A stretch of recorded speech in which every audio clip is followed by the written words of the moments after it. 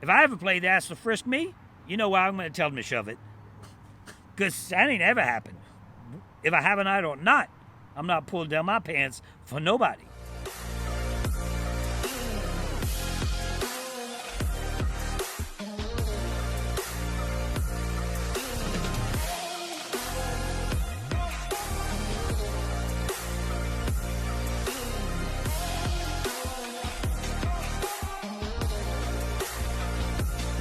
This is my player breakdown. Each episode, I like to break down the players, and I like to give the Russell Crown for the person that played the best. So we're going to break it down right now, and I'm going to go in the order that I have it written down on the paper, no particular order, and we're going to start with Adam. Now, I have given Adam twice the Russell Crown, and he's starting to make me regret that. Come on, Adam, what are you doing? I keep saying Adam's going to get it together. You know, he's trying hard now. Adam's trying hard. But sometimes it comes time to where you have to sit back and stop trying so hard, because that's why Rob got voted out, because he's trying too hard. He's being too aggressive. Now we see Adam being super aggressive, and simmer it down a little bit, Adam, before you get yourself tossed. Now, if Adam would have went again, they win again, saves Adam again. So he's flying on the edge of his pants right now, because if they go to tribal, Adam's going home. So again, they win, and Adam's safe again. Now, I keep saying I like Adam's position. I like where he sits. I think I'm going sideways. I don't want to get all crazy. Yeah, I like where he sits in the game, especially if a merge happens. Just think about it. If a merge happens, you have Adam, Kim, Denise, Jeremy, Michelle. I mean, you have a pretty solid thing going on if that happens. So we'll see what happens. We don't know. I think the merge is about to happen. So Adam's performance this week wasn't that good. I would almost put it the worst performance, other than the quitter that we've seen. Sandra quits the game. That's obviously the worst performance. But Adam's second to the worst performance. So it's like, man, been giving you that crown, Adam. Now you're making me look bad. So, and I know Adam sees that. He sees what he's doing, and it's just not a positive. Okay, we'll move on. We got Ben. Now, Ben obviously is aligned with Sarah and Sophie. I got some interesting little inside information. A lot of people say, well, would they stay aligned if the merge happens? I think Ben, Sarah, and Sophie will stay aligned. I think Sophie and Sarah are super close. And I've heard, matter of fact, Johnny Fairplay told me that in one of the reality events, now we have to put the outside stuff into this game, because we have to implement it now, just like Survivor's doing. They implementing some of the outside stuff that's happening. So Ben was super close with Sarah, I was told, at one of the events, as friends, of course, but rolling around together, hanging out together a lot. So I would put them two close in the game, especially close in the game, because they talked about it, if one day we play together type thing. So that's Sarah too. We'll talk about Sarah and Sophie as we're on that. I think that Sarah is playing an okay game. She ain't doing much at this point in time. She's keeping a secret from her alliance, which is to me crazy. Everybody keeps secret now. Everybody's secrets. If it's an alliance and you trust each other, you have to use those tools. I call them tools. Use the tools to get you further in the game. And she's not doing that. She's keeping that tool to herself, which I don't think works that well. Our next group of people, I'll explain a little bit more about the tools. And I've talked about the tools you have in the game. And I don't think that Sarah's using her tools very well. And Sophie, I think, is playing a good game. Sarah knows about Sophie's alliance, because she had to split it with her, and now it's one. And Ben, he doesn't know nothing, But Adam wants to get it out, and Adam thinks that back to Adam, but Adam's, trying to tell. Nowadays, we want everybody to drop their drawers. Drop your drawers. We're gonna frisk you. Where's the idol? Where's the idol? Oh my goodness, where's the idol? How about work with the idol? Hope I'm not talking too loud. I got a new mic here and get a little fuzzy thing on it because the wind was bad. So I'm hoping that you hear me right. I shouldn't yell because I think that when I yell it picks up a little too much. But yeah, so that's the on that side, Adam, Ben, Sarah, and Sophie. I think that's how it's going down right now. I think as soon as they go to tribal council, I think Adam's gone. I think Ben's doing okay. I think Sarah's doing a little below what she could do. She had a better appearance when she won the game. And Sophie, I think, is the best player in that side of that alliance. So I think that's how that works out. So we're kind of breaking this down with teams to make it easier for everybody to understand, because as we're talking about their gameplay, it's usually always with the teams that they're working with. All right, now we have Kim. Let's talk about Kim. Now, Kim says, man, let me get this. Kim says, finally. Kim, I've always said she was a great player, but finally, she says, at this point, I'll start playing the game. So now she's like, well, at this point, I think I'll work with Denise and Jeremy. At this point. There's only one other person left, and that's Tony. Like, she worked with Sandra and Tony, and then she was on the wrong end of that, and Denise controlled that whole thing. So at this point, yeah, okay, Kim, at the last second, at this point, she's not playing a good game. Kim is not playing a good game right now, and it's an obvious decision. I thought it was an obvious decision to go with Denise and Jeremy last week. Now she's like, oh, at this point, I'll just go with Denise and Jeremy. I just don't like her gameplay at this point. Denise is playing an amazing game. She made an amazing move last week to get rid of Sandra. Now Denise is the queen of Survivor. Now, if Denise wins this game, just think about that for a second. She definitely becomes the queen of Survivor. So I'm liking how Denise is playing. Now Tony tries to throw her on the bus. We'll talk about Tony a little bit. Tony's trying to throw Denise's name under the bus, but Jeremy ain't buying it. So Tony's like, no, Denise she's a big player. She just made a big move. And Jeremy's like, oh no, you're the big player. Don't make us think that this person is a big player over you. So Denise is, she's playing good, but I don't think that big move is going to threaten her and her gameplay. I just don't. I think it takes a little while for all that stuff to set in. So I think Denise's big move will only help if she makes it all the way to the end of the game. I do not think it's going to hurt her in the game right now. Tony's big moves, they were it's been time to reflect on that, and he's much bigger threat than Denise is. And other than Tony creating his little spy shack and disappearing for 4 hours, I would say Tony's playing a good game.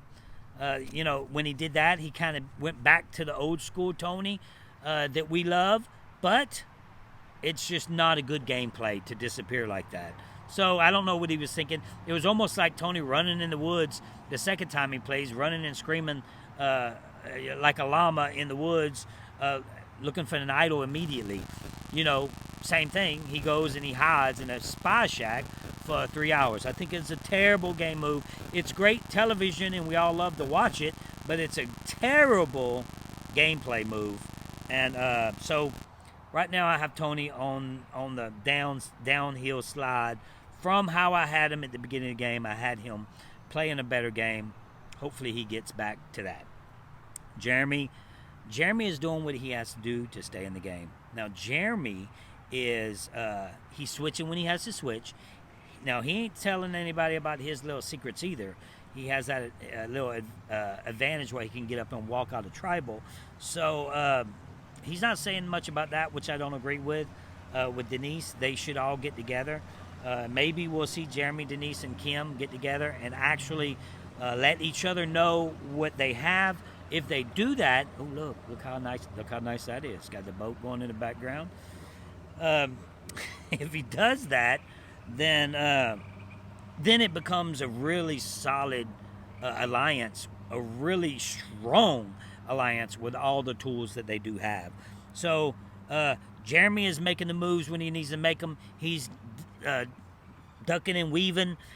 He thinks that Denise is gone, so he throws his name out on Denise.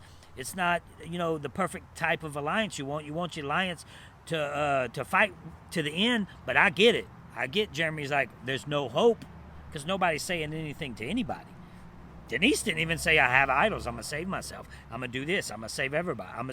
I got this. I mean, you would think that they'd talk about that, but they don't do that these days, and I don't get that. But, Jeremy, I think that in the new game style of gameplay, he's one of the better players at this point in time. So go get it, Jeremy.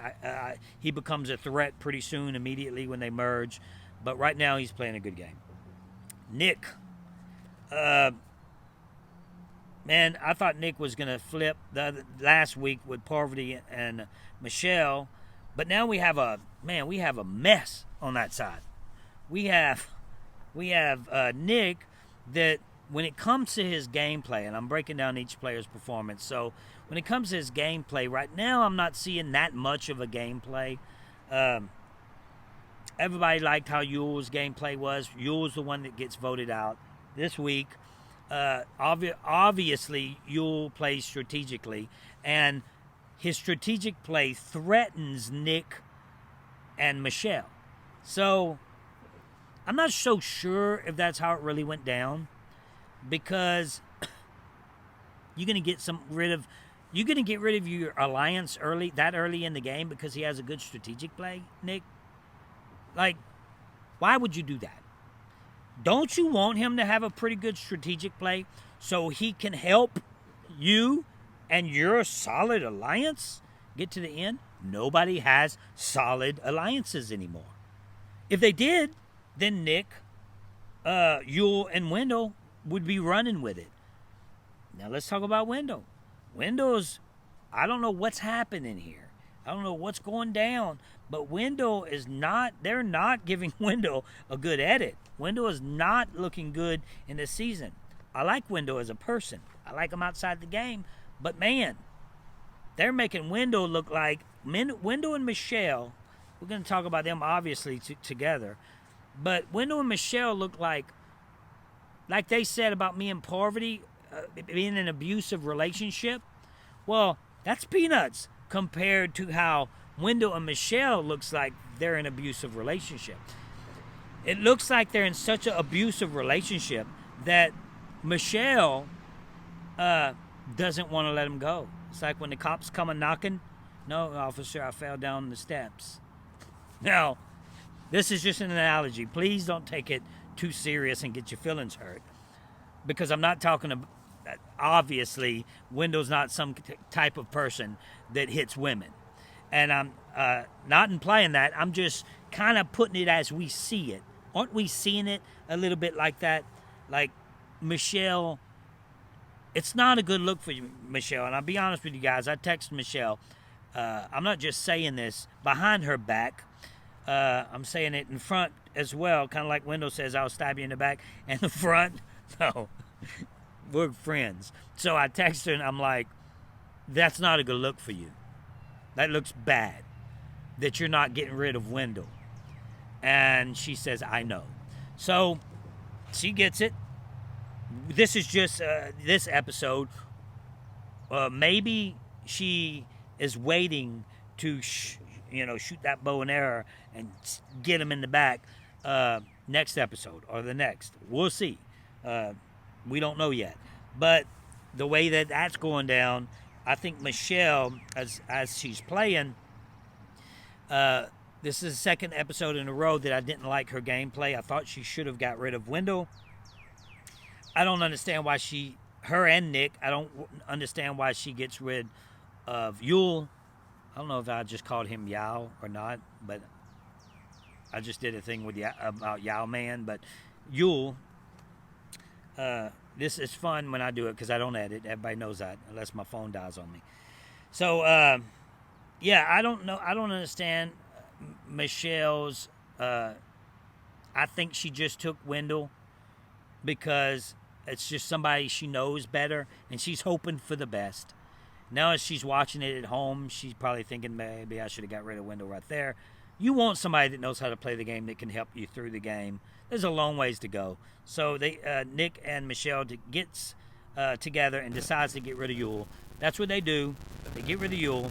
Now Wendell is running around, and he is not, he's not looking positive. I'm hoping that edit changes it a little bit. I don't think it will. So Wendell's performance is, man, I think that he goes pretty soon, especially if the merge happens. And, you're seeing what I'm seeing.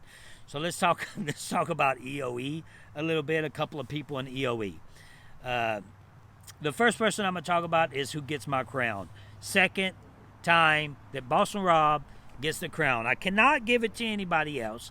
I do not see anything happening, other than Kim saying, at this point, I'll decide to do this when there's only one other person that she's not going to work with. So I'm going to go ahead and give the Russell crown to Rob. No matter what, Rob, yes, he's an aggressive player. Yes, he plays the same every time. But, man, he's still playing. So, he finds 3 tokens, and I don't know why everybody's hiding it from each other. Like, I don't know. You got a token? You got a token? Like, tell them, hey, I got a token. I got 3 tokens. I'm going to use it for an advantage in the challenge.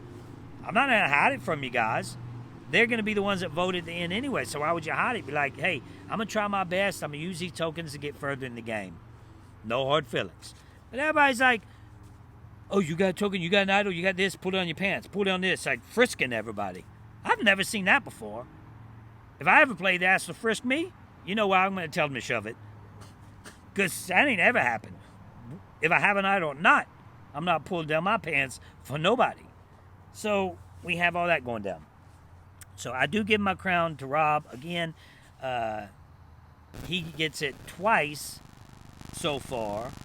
And I want to talk about Tyson a little bit in his gameplay. I think that Tyson's playing bad. Right in the middle of me doing that, I get an alert saying stay at home alert. And we're fishing. Nobody's around us. A stay at home alert just went nationwide or statewide in Texas, telling us to stay home and do not leave the house. So, because of the problem we're having. But I'm still going to take my son fishing. We're still going to come here. Nobody's here. We get in our car. We go home. And that's it. I just want to let you know what just happened, why this just went down, and what I just read. So anyway, I was talking about Tyson. Let's get back to Tyson. Everybody was like, oh, Tyson ate the peanut butter. Oh, man, he ate that peanut butter because that challenge is coming. Well, the challenge ain't here yet. It may be coming next episode. Now, was it really a good idea to eat the peanut butter? Now Tyson would have had 2 fire tokens. So, I don't know. Maybe he can buy an advantage with, maybe it changes. Maybe he can start from here to get an advantage. But wasting that advantage on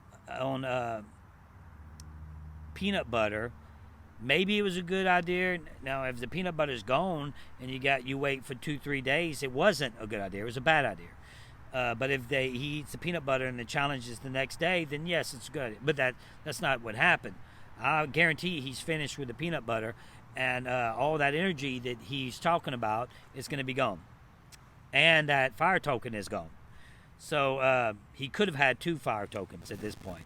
I don't think it was a good decision, personally, to get the peanut butter.